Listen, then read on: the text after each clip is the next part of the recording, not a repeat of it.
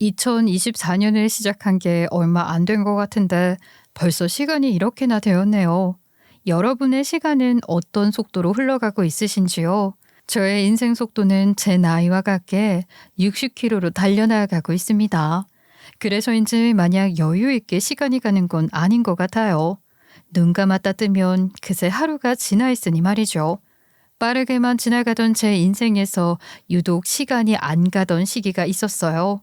그때 일을 겪으면서 제가 마음고생 좀 했거든요. 오늘 제가 사연을 보내게 된 이유도 그 사건과 관련이 있죠. 여러분한테 이렇게 털어내면서 함께 욕도 좀 해주시고 함께 속 시원하게 이야기를 나누었으면 해서 말이에요. 저와 함께 한바탕 수다 떨어주실 준비가 되셨다면 이제 저도 이야기를 시작해 보도록 할게요. 아주 그냥 시집 하나 제대로 가네. 야, 그럼 저쪽 반대편 동네에 있는 것까지 다 너희 시댁 가게인 거야? 아, 기집애, 너 능력도 좋다. 아휴, 그게 내가 능력이 좋은 거냐? 그냥 내가 좋은 사람이라 좋은 사람 만난 거지. 그리고 나 그 사람 집안 보고 결혼한 거 아니야. 연애할 때까지도 몰랐어. 결혼할 때 되니까 그 사람이 알려준 거지. 뭐가 됐든 기집애야. 뭐가 됐든 서울로만 가면 된다고? 아휴, 부럽다. 너희 남편 될 사람 형제 없니? 남동생이나 형 말이야. 아우, 나도 그 집에 시집 가고 싶다. 제 남편은 부잣집 아들이었어요. 남편네 집안은 대대로 주유소를 7개나 하는 집안이었죠. 지금으로 치면 주유소 한 개당 연매출이 100억인 사업장이었죠. 그런 사업장이 7개면 어마어마하겠죠. 물론 저는 친구한테 이야기를 했던 것처럼 연애할 때까지만 해도 남편 집안이 그렇게나 재력이 있는 집안인 줄은 몰랐어요. 그래도 이걸 다행이라고 표현해야 하는 건지는 몰라도 저희 친정도 부족한 집은 아니어서 결혼할 때 힘든 건 일절 없었어요. 딱히 반대 있다거나 했던 것도 아니었고요. 결혼할 때는 힘든 게 없었는데 결혼하고 나서 힘든 게 있었네요. 그건 저희 부부 사이의 문제는 아니었어요. 다만 시부모님의 문제였다고나 해야 할까요? 더 정확히 파고 들어가면 시아버지의 문제였죠. 아이고, 어떻게 된 게 저 집안 시아버지라는 양반이 그렇게 속을 썩이는가 모르겠어. 참 사람 저렇게 한결같기도 쉽지 않은데 말이야. 이웃 사람들이 입을 모아 말하는 한결같은 양반. 저희 시아버지는 바람기로 아주 한결같은 분이셨어요. 시아버지는 바람기가 아주 다분한 분이셨죠. 그놈의 바람기 때문에 집안에 바람 잘 날이 없었거든요. 제 나이가 60대 초반이라고 말씀드렸었죠. 아마 저랑 나이가 비슷한 동년배 분들은 많이들 공감하실 겁니다. 제가 결혼했을 당시에 저는 시댁에서 신혼살림을 했어요. 그때는 왜 그렇게 시부모를 모시고 살려고 했는지 몰라요. 자식이 있는 저는 지금 그런 말 일절 안 해요. 저희 며느리한테 아무 말도 안 합니다. 어쨌든 시집에서 신혼살림을 하면서 저는 참 많은 걸 봤었어요. 저희 친정에서 못 보던 걸 시집가서 다 봤죠. 어디서 싹퉁머리 없이 꼬박꼬박 말대답이야. 하여간에 근본은 못 속인다고. 남의 집 남자랑 서방질해서 애 싸질러 놓은 년 하는 꼬락서니가 딱 저 모양이지. 아이고, 어디서 개가 짖나? 아들 하나 못 낳아서 소방 맞기 직전인 형님 구한 게 누군데 지금 나한테 년년거리는 거예요? 누구한테 년이래? 싹 수 없는 년이 말이야. 뭐? 너 지금 뭐라고 그랬어? 다시 한번 짓거려봐.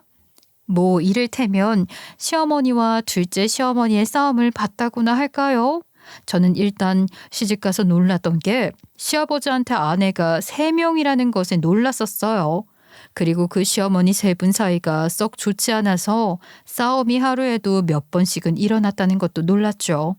시아버지는 본처인 시어머니는 물론이고 집에 당신의 첩인 여자를 2명이나 들어 앉혀놓고 살았는데 저는 그것도 이해가 안 되었어요. 남편 하나에 아내 셋이면 싸움 날 것이 불보듯 훤한데 시아버지는 왜 굳이 한 집에 3여자를 다 모셨을까 의아했습니다. 자고로 여자들이란 자기 경쟁 상대가 있어야 남편을 더 받드는 거거든. 여자라는 게 원래 그런 거 아니겠어? 여자는 질투에 의해 움직이고 질투에 의해서 성장하는 법이야. 어른한테 이런 말씀 드리기는 뭐하지만 저 당시 저는 시아버지가 하시는 저런 말씀을 듣고서 개똥 같은 소리라는 생각을 했습니다. 개뼈다귀 같은 소리라고 말이에요. 시아버지의 저 말도 안 되는 여인지론으로 인해 시댁은 말 그대로 여인천하 그 자체였어요. 시어머니와 막내 시어머니는 그래도 사이가 좋았어요. 옛날 분들이라서 그래도 품고 하시는 게 아직 남아있으셔서인지 첩이라는 것에 대해서 시어머니가 막무가내로 경계하시진 않으셨던 것 같아요. 둘째 시어머니가 한 것처럼만 선만 안 넘고 알아서 잘하면 좋게 좋게 지내려고 하시는 분이셨죠. 그런데도 그 당시 가풍으로 봤을 때는 둘째 시어머니가 큰 소리칠 이유가 너무 명확하기는 했었어요. 올케, 우리 엄마 잘 좀 부탁할게. 우리 엄마 정말 고생 많이 하신 분이야. 아들 못 낳고 딸만 줄줄이 셋 낳았다고 할머니가 엄마를 얼마나 구박했는지 몰라. 아버지가 둘째, 셋째 엄마들 데리고 들어올 때도 우리 엄마 아무 말씀도 못 하셨어. 딸 낳은 죄인이라고. 올케가 우리 엄마 좀 잘 챙겨줘. 내가 좀 부탁할게. 저한테는 3명의 시누이가 있었어요. 다들 참 좋은 사람들이에요. 지금도 너무 잘 지내고 있고요. 제가 시집 온 지 얼마 안 되었을 때 점잖은 큰 시누가 저를 불러서 저리 이야기를 했었죠. 엄마 좀 잘 부탁한다고 말이에요. 둘째 시어머니는 아들을 셋을 낳았고 저희 시어머니는 딸 셋만 낳았어요. 그러니 둘째 시어머니가 그렇게 큰 소리를 친 거죠. 그러다가 저희 엄마가 둘째 시어머니의 막내 아들을 입양해서 당신 아들로 키우셨어요. 그 아들이 제 남편이고요. 그걸 가지고 둘째 시어머니가 그렇게 유세를 부렸습니다. 아이고 말이 형님인 거지. 딸년들 셋 낳아놓고 본처는 무슨 본처. 그냥 반한테 물어봐. 밖에 나가서 누구를 본처라고 하는지. 나한테 콧맞게 생각해야 하는 거 아니야? 내가 이 집안의 대를 이어준 여잔데 어디서 나보고 빨래를 하라 말아야. 둘째 시어머니가 본처인 저희 시어머니를 그렇게 무시하고 저희 시어머니한테 대들었죠. 그러면서 며느리인 저 역시도 시어머니들 사이에서 참 힘들었습니다. 어떤 시어머니가 네 시어머니냐 누구 말을 들을 것이냐 하고 말이죠. 그러면 시아버지는 어찌해야 하나 난감해하는 저를 보면서 참 흐뭇하다는 듯 이야기를 했었어요. 이게 참 그런 거다.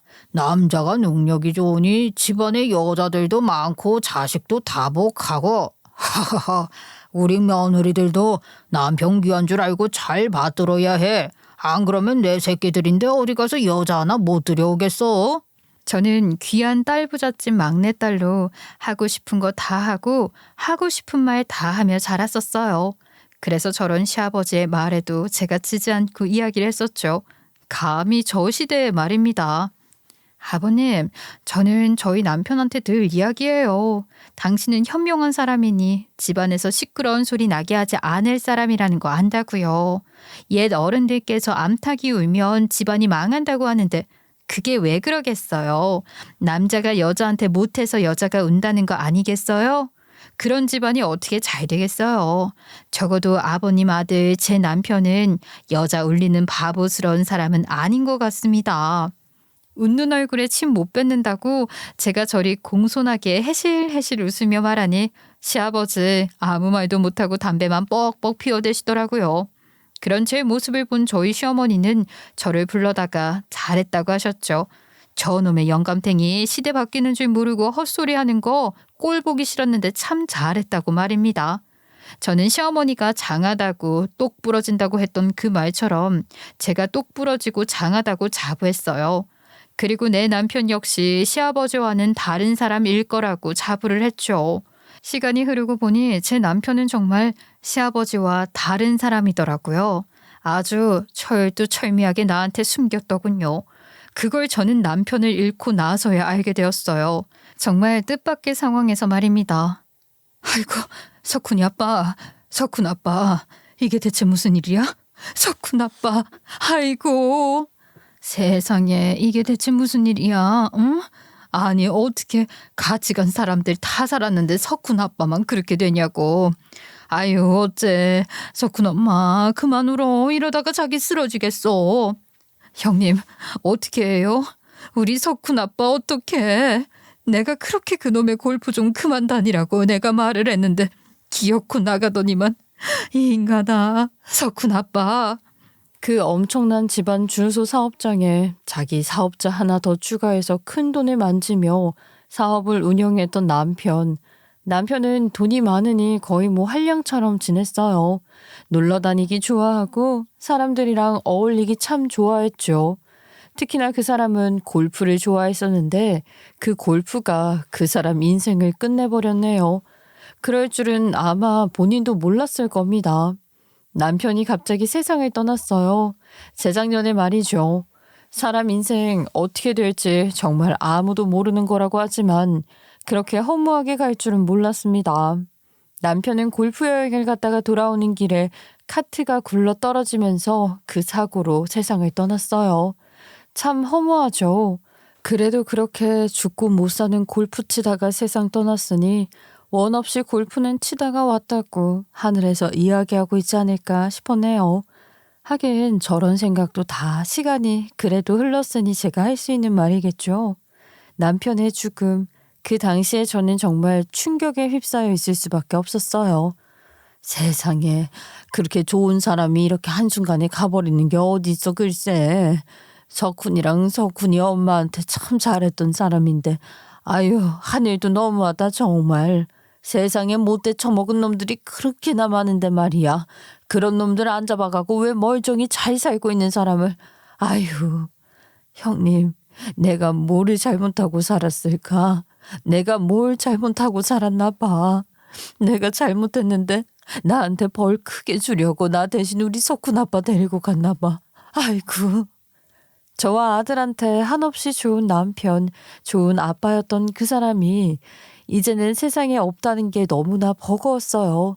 저희 부부를 알고 지냈던 지인들 역시 남편의 죽음을 진심으로 안타까워했고 진심으로 슬퍼했죠. 한 사람이 나타나기 전까진 말입니다. 그렇게 지인들과 함께 남편의 죽음을 애도하고 있는데 남편 장례식에 웬 여자가 찾아왔어요. 엄마, 누가 엄마 찾아오셨는데? 엄마 잠깐 나와보시라고 하네. 나를? 나를 찾는 사람이면 안으로 들어오면 되는데. 아이고 참네. 알았어. 엄마가 나가볼 테니까 너는 들어가서 좀 쉬어. 그 여자는 저를 찾는다면서 제 아들에게 이야기를 했나 봐요. 아들아이는 엄마 친구분 따님이 대신 온 것 같다면서 제게 이야기를 했었죠. 혹시나 타지에 있는 친구들이 오기가 힘들어서 자식을 대신 보냈나 싶더라고요. 그래서 미안하고 고마운 마음에 저는 후다닥 달려나갔어요. 그렇게 아들의 말에 정신을 차리고 빈수 앞 복도를 나갔는데 저를 불렀다던 그 사람은 제가 아는 사람이 아니었어요. 그 여자는 딱 달라붙는 검정 미디 원피스를 입은 채 화환을 어루어만지며 서 있었죠. 그리고 저 역시 자연스레 그 여자가 어루만지는 화환에 눈길이 가서 그걸 쳐다봤어요. 왜 그 화환 보낼 때 보내는 사람 이름 그리고 그 옆에 간단한 내용을 적어서 보내잖아요. 근데 거기에 이렇게 적혀 있더라고요. 우리 남편 잘가 달콩이. 저걸 보는데 순간 사고가 정지되었었어요. 이게 대체 무슨 일인가 하고서 말입니다. 순간 별별 생각이 다 들면서 뭘 질문해야 하나 했지만 저는 일단 최대한 마음을 추스르고 그 여자한테 누구냐고 먼저 물었어요. 누구 때문에 왔냐고 말이죠. 그랬더니 그 여자가 세상 환하게 웃으며 제게 대답을 해주더군요. 아, 저요? 저 오빠 여자친구요. 상만 오빠랑 만나던 사람이에요. 우리가 석훈이 취업할 때쯤 만났으니까 한 5년 된 건가? 오빠가 엄청 철저히 숨겼나 봐요. 아까 석훈이도 그렇고 언니도 그렇고 아예 제가 누군지 짐작도 못하네요. 세상 떠난 제 남편의 내연녀라고 나타난 그 여자를 보는데 기가 찼습니다. 너무나 당당하게 큰 소리로 말하는 그 여자의 목소리에 저는 더더욱 할 말을 잃었죠. 제 아들 이름까지 운운하지를 않나. 내 아들이 언제 취업을 했는지까지 아는 걸 보니 상간녀 말대로 5년 정도 만난 것 같더라고요. 그러면서 상간녀는 제게 유언장이랍시고 종이를 내밀었어요. 그 유언장을 보아하니 남편의 재산이 다 상간녀 것이라는 내용이 적혀 있더라고요. 작성한 시기를 보아하니 그 인간이 이미 사고를 당하기 전에 작성해둔 것 같았어요. 저를 찾아온 남편의 상간녀는 유언장 그 외에도 저한테 자기네들 둘이 놀러 다니면서 찍은 사진, 영상을 다 보여주었어요. 오빠가 나한테 선물이라고 먼저 적어준 거예요. 너는 언제나 나한테 1순위라고 하면서 언니랑 이혼하기에는 언니라고 해도 되죠? 제가 오빠보다 20살 어리거든요. 어쨌든 언니랑 이혼하게 되면 오빠네 엄마가 자기 가만 안 둘 거라고 하면서 서류에는 언니랑 자기랑 부부지만 오빠 마음속에는 제가 1순위라고 했어요. 그러면서 이거 적어준 거고요. 어차피 오빠 죽을 때 되면 오빠 엄마도 안 계실 거라고 했는데 오빠 어머니는 아직도 살아계시는 거? 와, 20살 어린 거면 제 아들이랑 겨우 12살 차이 나는 여자였어요. 미친 인간 아닌가요? 자기 아들 벌 되는 여자랑? 아유, 그런 놈 때문에 내가 울고불고 지랄 발광을 떨었던 게 너무 짜증이 났습니다. 아주 별별 이야기를 다 해두었더라고요. 시아버지의 바람잘날 없던 외도 때문에 외도라면 치를 떠는 시어머니 이야기에서부터 시작해서 딸 부잣집 막내딸로 태어나서 딱히 사람에 대한 의심이 없다는 저에 대한 이야기까지 말입니다. 천만다행히 시어머니는 그 당시에 살아계셨어요. 지금도 그러시고요. 아주 정정하게 살아계시죠. 하지만 아무리 정정하신 분이라고 해도 당신 아들이 손주뻘 되는 여자랑 바람났다는 걸 알렸다가는 시어머니 초상도 같이 치를 것 같아 알리지 않았어요. 다행인지 불행인지 시어머니는 병실에 계셨거든요. 남편 장례식에서 너무 우셔서 탈수가 오셨었어요. 어찌되었던 상간녀는 저한테 자기 유언장을 받았다 뭐했다 떠벌리더구먼. 그러면서 자기도 장례에 같이 있겠다고 하더라고요. 장지까지 날아가겠다면서 말이죠. 솔직히 어떻게 알아요? 언니가 거짓말해서 우리 오빠 재산 다 언니가 가져갈지. 오빠가 언니한테는 유언장 안 써줬죠? 어떡해. 그동안 같이 산 세월이 얼마인데. 오빠도 너무했다. 그래도 언니 그 주유소 정도는 언니한테 주지 않겠어요? 오빠한테 듣자 하니 집안 어른들이 언니 엄청 예뻐한 것 같던데. 누가 네 언니니? 나는 너같이 무식하고 못 배워 처먹은 년을 내 동생으로 둔 적이 없는데 번지수 잘못 찾았다 이 정신 나간 년아. 연? 이것 봐요. 지금 나한테 뭐라고 그랬어요? 이것 봐요. 이래서 근본 없는 것들이랑은 말을 섞으면 안 되는 건데. 너 저 화한 네가 보낸 거니? 이건 네가 보낸 거야? 저 역시 지지 않았어요. 남편한테 배신감이 물밀듯 밀려왔지만 꾹 참았어요. 이미 세상 뜬 인간한테 배신감 느껴봤자 뭐하겠어요? 제 손해죠. 제가 예상했던 반응과 제가 하는 행동이 너무 달랐던 건지 상간녀라는 그 어린 년이 저를 도발하겠다고 제 아들 이름을 부르더라고요. 감히 지 주둥이에 제 아들 이름을 올렸죠. 저는 거기서 이성이 끊기고 말았어요. 석훈이는 어때요? 석훈이가 아빠 잘 따른다고 오빠가 참 좋아했었는데 아까 그 친구가 석훈이 맞죠? 오빠 닮아서 잘생겼더라. 네가 뭐라고 석훈이 이름을 네 주둥이에 올려? 그러면서 저는 상간녀가 갖고 온 화환을 엎어버렸어요. 상간녀는 저한테 계속 12조로 굴더라고요. 그것도 아주 보통 아니더군요. 어머 언니, 이러니까 오빠가 싫어했죠. 오빠가 언니 매번 목 늘어난 티 입고 있다고 싫다고 했는데 상복은 잘 어울리네요. 아프다고. 아파? 아프니? 너는 더 아파도 되는 기집애야 알아? 너는 더 아파도 된다고. 저는 바로 상간녀 머리채를 잡아채서는 그대로 빈소 안으로 끌고 들어갔어요. 저와 상간녀의 소란스러운 등장에 당연히 빈소 안은 난리가 났죠. 저는 상간녀 머리채를 끌어다가 그 인간 영정 사진 앞에 내팽개쳤어요. 그래, 네가 그렇게 오빠라고 하는 인간 얼굴 보고 인사는 하고 가야지. 안 그러니? 더러운 인간. 결국은 지 아버지 꼴 따라가네. 따라가. 당신이 어떻게 이래? 제가 부들부들 떨자 막내 시어머니가 나와서 제게 물으셨어요. 시집 온 이래로 제가 그렇게 큰 소리 치는 걸 시어머니 세 분 그 누구도 아무도 본 적이 없으셨거든요. 저는 미친 듯이 소리를 질러댔어요. 아이고 얘 석훈 엄마야. 너 왜 그러냐? 응? 석훈 아빠가 뭘 했다는 거야? 네 막내 어머니. 저 인간 아버님 아들 맞네요. 지 자식 볼 때는 년이랑 놀아놨더라고요. 그러면서 이 기집애한테 유언장까지 미리 써뒀더라고요. 뭐? 아니 그게 대체가 무슨 소리야. 석훈 아빠가 여자가 어딨어. 뭐야 지금. 얘가 그럼 석훈 아빠 첩년이라는 거야? 첩년은 말이 심하잖아요. 제가 무슨 첩년이에요? 저는 상간녀 멱살을 잡고 흔들며 네가 아까 나한테 보여준 그 사진들 어른들한테도 보여주라고 했어요. 꼴에 어른들 앞에서 그걸 보였다가는 지가 반죽음 당할 것을 알았는지 사리려고 하더라고요. 그래서 제가 상간녀 폰 빼앗아서 아들한테 넘겼어요. 아들이 상간녀 폰 뺏게 했다가는 그 기집애가 저희 아들한테 추행을 했다느니 그런 추잡한 걸로 걸고 넘어질까 봐 제가 나서서 했죠. 아이고 이런 정신 나간 년이 다 있어. 여기가 어디라고 들어와. 어디라고 네가 발로 여기를 들어와. 이거 아주 겁대가리를 상실한 년이구먼. 겁대가리를 상실했어. 뭐 유언장을 들고 와서 네가 뭘 어떻게 하겠다고. 어디서 난리야. 집안 어른들은 상간녀 폰에 있는 외도 증거물을 보고는 상간녀를 향해 여기가 어디라고 기어들어왔냐. 네가 뭘 잘했다고 기어들어왔냐며 상간녀에게 욕지거리를 내뱉어 주셨어요.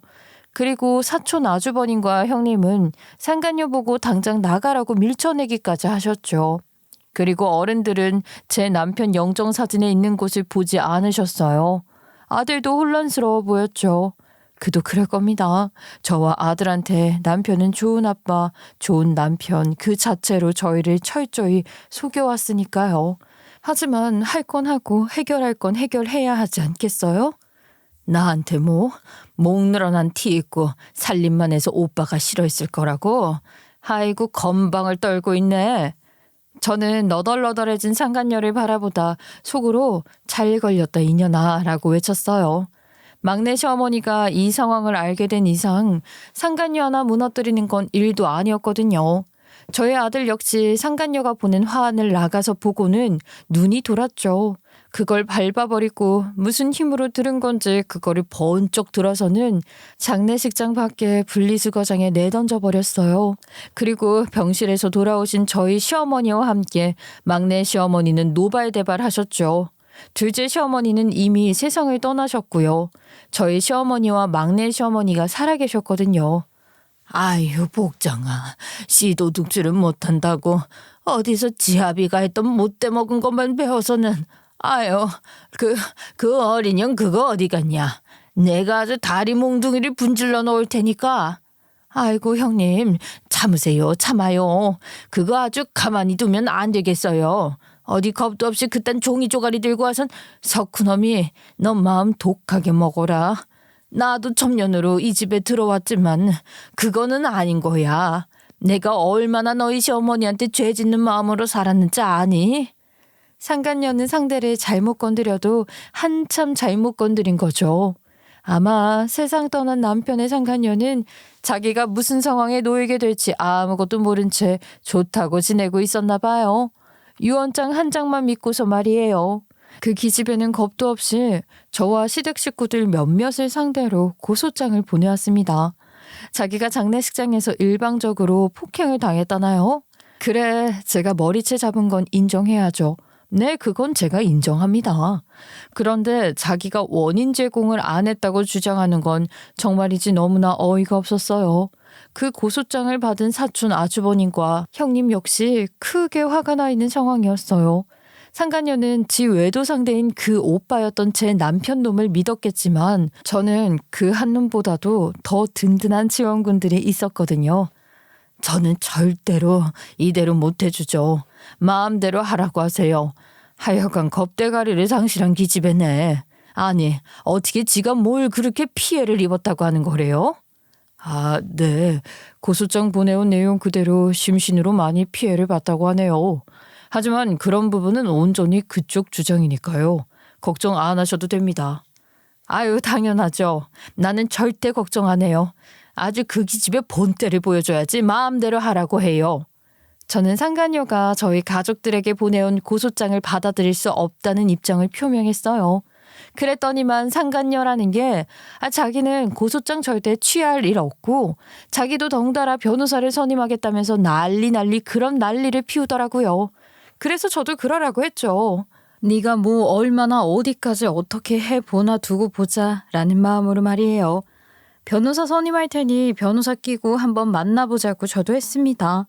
제가 믿는 구석이 있었거든요.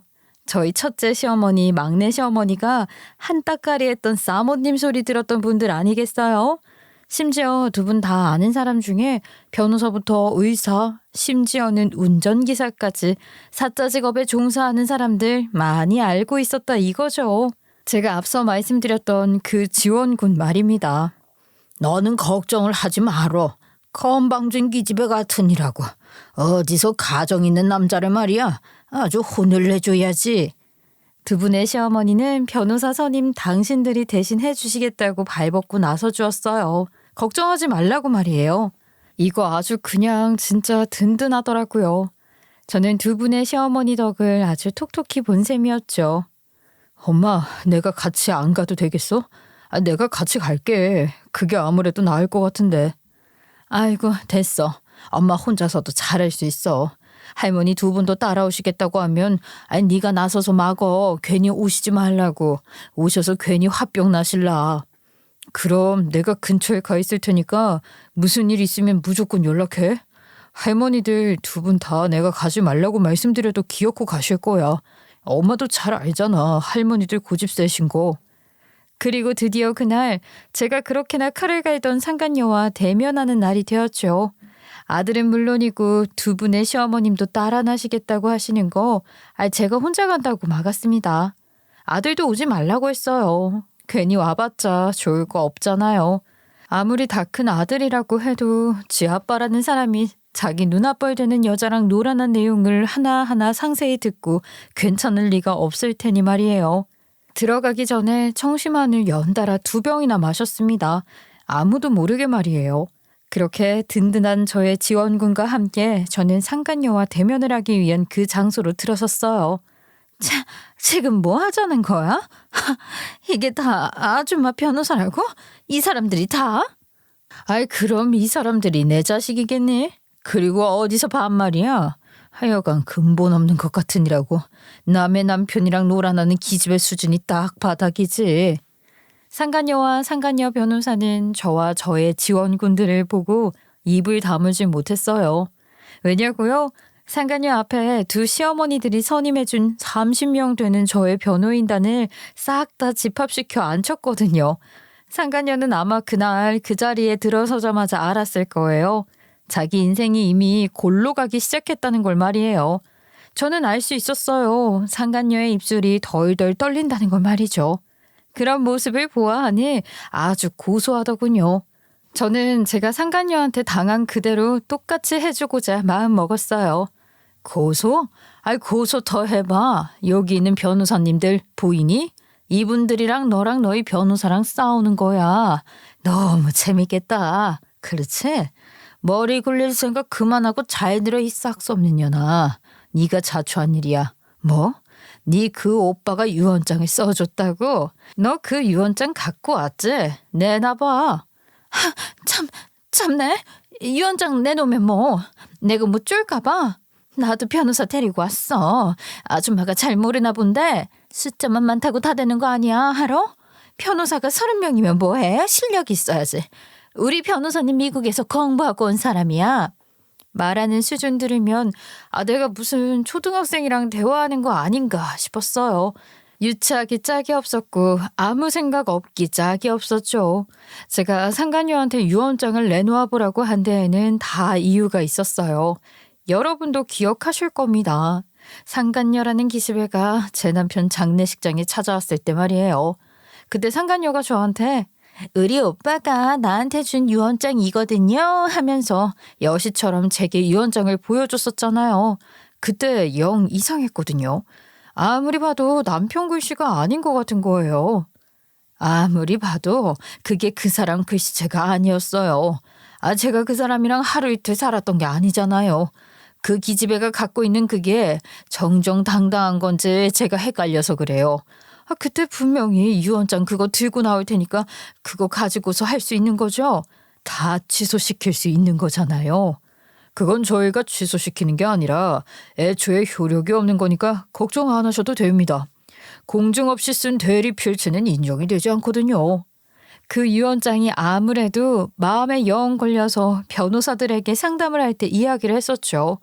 제 말을 들은 변호사들은 절대 걱정할 거 없다면서 상간녀와 대면을 하는 날 상간녀 표정 아주 볼만할 것이라고 했었거든요. 그래서 그날 제가 나서서 유언장 보여달라고 한 거였어요. 유언장은 자필로 쓰거나 대리인이 쓸 시 당사자와 함께 공증이 필요한 것이었으니까요. 그걸 상간녀라는 그 기집애는 몰랐던 거죠.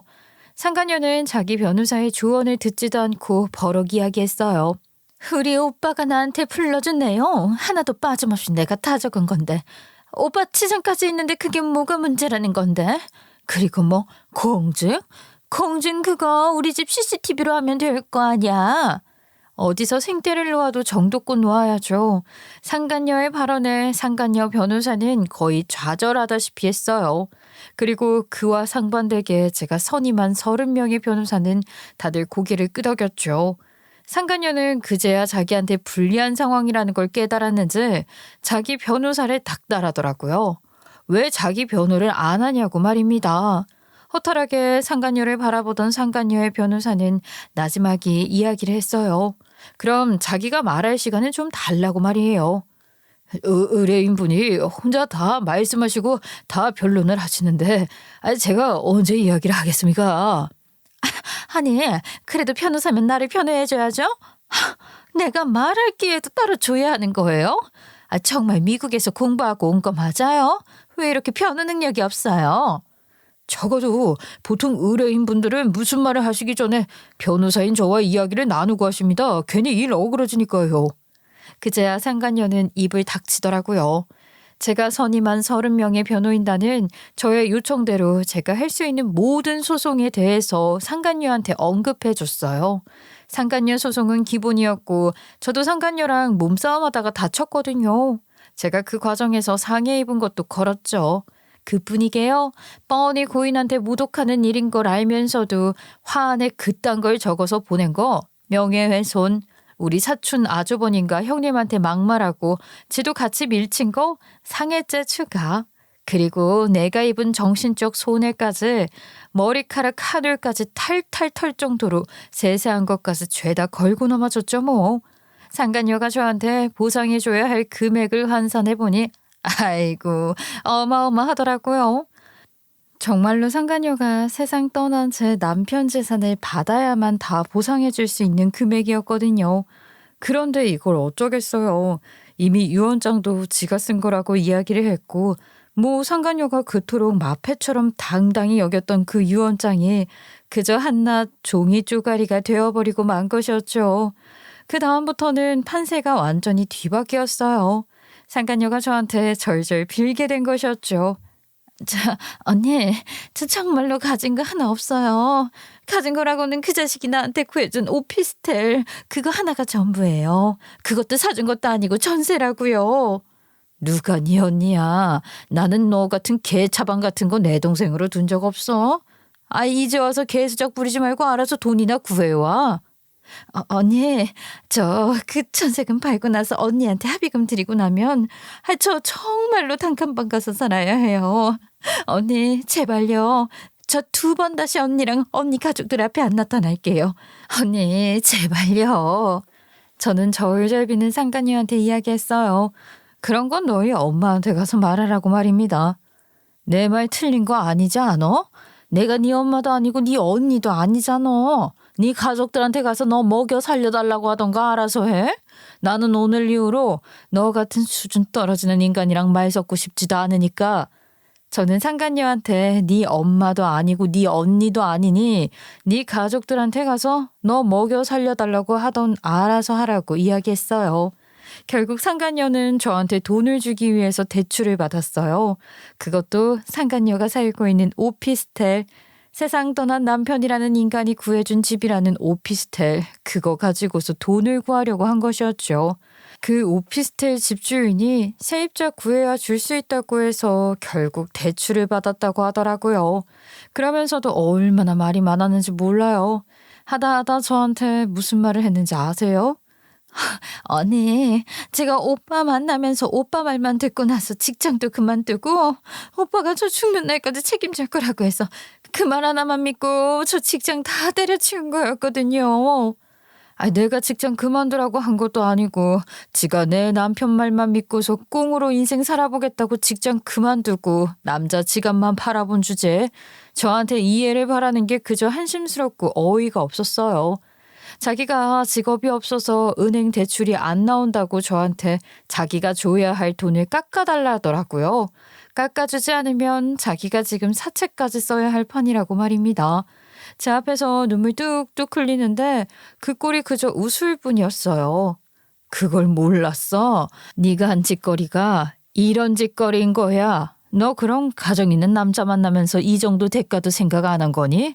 사람이 말이야 행동을 할 때는 내가 하는 행동이 어떤 결과를 끌고 올까 그 생각을 하고 움직여야 하는 거야. 너랑 네가 그렇게 좋아 죽었던 오빠라는 놈처럼 짐승들 마냥 본능 쫓아 움직이는 게 아니라 그게 멀쩡한 사람이 하는 행동인 거야. 제 말이 틀린 거 없잖아요. 사람이라면 적어도 자기가 하는 행동이 내가 한 선택이 어떤 결과를 이끌어올지 알고 행동을 해야 하는 거죠. 안 그런가요? 결국 상간녀는 그 기집애는 자기가 한 행동에 대한 대가를 톡톡 치르게 되었고요. 3금융대출은 물론이고 3금융 그 밑에 고금리 대출에까지 손이 대서 제게 돈을 보내온 것이었죠. 그리고 그 전셋집 있죠. 그것도 결국은 남편 이름으로 되어 있던 집인지라 그 전세 보증금도 제가 회수해 왔습니다. 제가 세상 떠난 그 원수 같은 놈의 호적상 배우자였으니까요. 상간녀는 말 그대로 낙동강 오리알이 되다 못해 그냥 인생이 낭떠러지로 떨어진 거였죠. 아이고 올 거 없어. 나쁜 놈의 자식 같으니라고. 지 안사람 귀한 줄 모르고 밖에서 헛짓거리한 놈 뭐하러 제사상을 챙기냐. 챙기지 말어라. 그냥 아무것도 챙겨주지 말어. 내가 너한테 그런 놈의 자식 제사 챙기라고 할 정도로 양심 없는 사람 아니다. 그럼 형님 말씀대로 따라. 그게 맞는 거야. 우리도 네가 그렇게 해줘야 너한테 죄 짓는 마음이 적고. 그렇게 해. 그리고 시댁에서도 세상 떠난 남편한테 벌 아닌 벌을 주셨어요. 남편의 기일을 저를 빼고 하셨죠. 매고 했다기보다는 저한테 오지 말라고 하셨어요. 못 가르친 자식놈 제사상을 며느리한테 도와달라고 하는 그런 염치 없는 행동을 하고 싶지 않다고 말입니다. 바람 피운 인간 제사상 차리라고 하고 싶지 않다면서 시어머니 두 분은 오히려 저한테 남편 기일이 되면 돈을 주셨어요. 어디 가서 여행이라도 하고 오라고 말이에요. 그래서 지금은 그저 명절 때나 시댁에 가서 시어머니 두 분 뵙고 인사드리고 오는 정도로 살고 있어요. 상간녀는 그럼 어떻게 되었냐고요? 글쎄요. 개벌은 남 못 준다고 또 어디 가서 지가 하던 대로 남의 가정 파탄 내고 있지 않을까 싶어요. 그렇잖아요. 그리고 저한테는 최근에 한 가지 에피소드가 있기는 했었어요. 내가 살다 이런 경우는 또 처음이다. 하여간에 재수없는 인간. 어쩌면 그렇게 인간이 양심이 없는가 몰라. 지가 나한테 뭐 잘한 게 있다고 말이야. 뭘 잘한 게 있다고 꿈에 나온다니. 아이고 그래도 조강지처가 해주는 제사밥 먹고 싶어서 찾아왔나 보다. 참 양심 없다. 양심 없어. 네 말이 맞네. 사람이 어째 그렇게 양심이 없다니. 내 말이 그 말이다. 내가 아주 꿈꾸고 나서 침을 얼마나 뱉었나 몰라. 하여간에 재수없는 인간 같으니라고. 제가 이 사연을 보내려고 결심했던 이유가 뭐였는 줄 아세요? 두어 달 전에 남편이라는 인간이 제 꿈에 나타난 거예요. 그렇게 생전에 좋아라 했던 골프 옷을 입고서 말입니다. 그렇게 나타나서는 세상 아련한 눈빛으로 저를 보고 우두커니 서 있는데 얼마나 화가 치밀어 올랐는 줄 몰라요. 이 망할 놈의 인간이 네가 무슨 양심 있다고 내 꿈에 나와. 이 호랑말코 같은 놈아. 그렇게 평생을 지아버지 바람기 때문에 어머니들 고생하는 거 뻔히 봤으면서 네가 나한테 이렇게 해? 네가 우리 석훈이한테 있던 상처를 줘? 저렇게 말을 하고 싶었는데 꿈속에서는 입안에서 계속 소리가 웅웅거리기만 하는 거예요. 속 시원히 속사포처럼 쏘아붙고 싶었는데 말은 안 나오니 아주 답답할 지경이었죠. 그래서 제가 이렇게 사연을 보내게 된 겁니다. 저의 이 속타는 마음, 저 세상 간 남편에게 해주고 싶은 말을 여러 사람들이 들을 수 있도록 말이에요. 어이 박씨 아저씨, 그따위로 살았으니 네가 벌 받은 거야. 내가 제사상 차려주길 바라냐? 그러면 너는 진짜 인간 말종인 거다. 이 망할 놈의 인간아. 거기서 죗값 톡톡히 치러 하고 말이에요. 아들, 너 말이야. 정말로 절대로 네 안사람 빼고는 다른 여자한테 눈길도 주면 안 된다. 어? 엄마 말 무슨 말인지 알아? 너 엄마한테는 솔직히 말해야 해. 혹여라도 네가 다른 여자한테 눈길을 줄 것 같다 그러면 너 이 결혼 하지 말어. 남의 집 귀한 자식한테 상처 주면 안 되는 거야. 엄마 말 무슨 말인지 알지? 아이, 당연하지 엄마.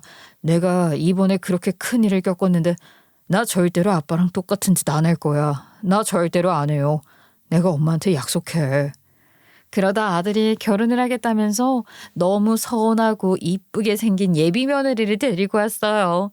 저는 결혼을 하겠다고 찾아온 아들과 예비 며느리 앞에서 저렇게 대놓고 이야기했습니다. 정말 중요한 문제니 말이죠.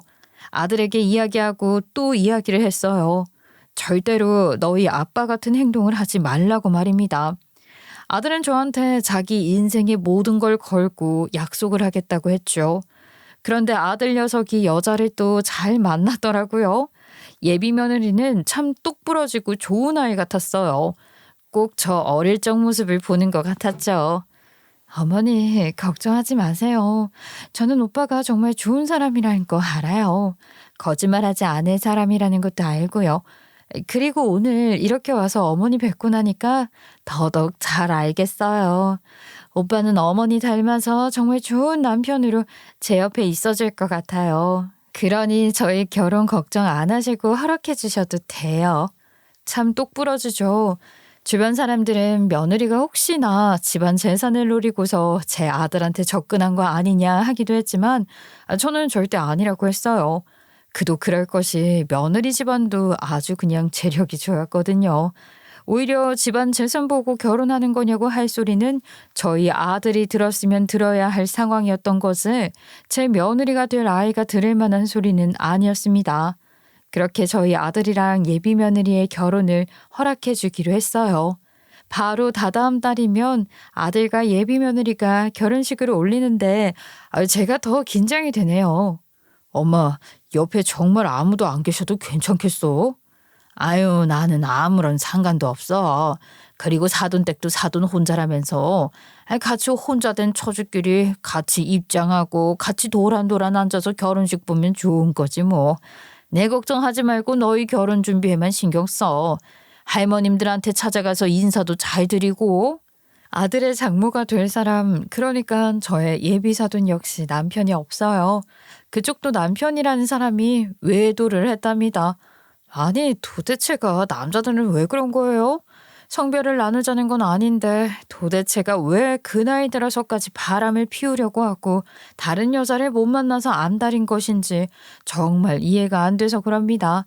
아유, 사돈이 제게 먼저 연락을 해서 이야기를 했었어요. 아이, 사돈, 우리 남편 없는 여자들끼리 씩씩하게 같이 입장하고 같이 앉읍시다. 아니, 뭐 어때요? 결혼식 문화 누가 정한 것도 아니고 안 그래요? 둘이 같이 앉아있으면 서로 의지도 하고 좋죠 뭐. 사돈댁은 남편 되는 사람이 어지간히 속을 썩였던 건지 이혼하고 나서 일절 얼굴도 안 보고 지낸다고 했어요. 예비 며느리 결혼식에도 부르지 않을 거라고 말입니다. 저도 그 마음이 어떤지 최근에 충분히 겪어서 알았기에 그래도 남편분 오시게 하는 게 낫지 않겠냐 그런 오지랖 부리지 않았습니다. 그래서 저와 사돈은 아들 결혼식에서 같이 나란히 앉기로 했어요. 저희 시댁 두 분의 시어머니들도 너무 좋은 생각이라며 호탕하게 지지해 주셨고요. 그렇게 저는 호탕한 사돈도 만나고 똘똘한 며느리 만나서 새로운 삶을 또 받아들일 준비를 하고 있어요.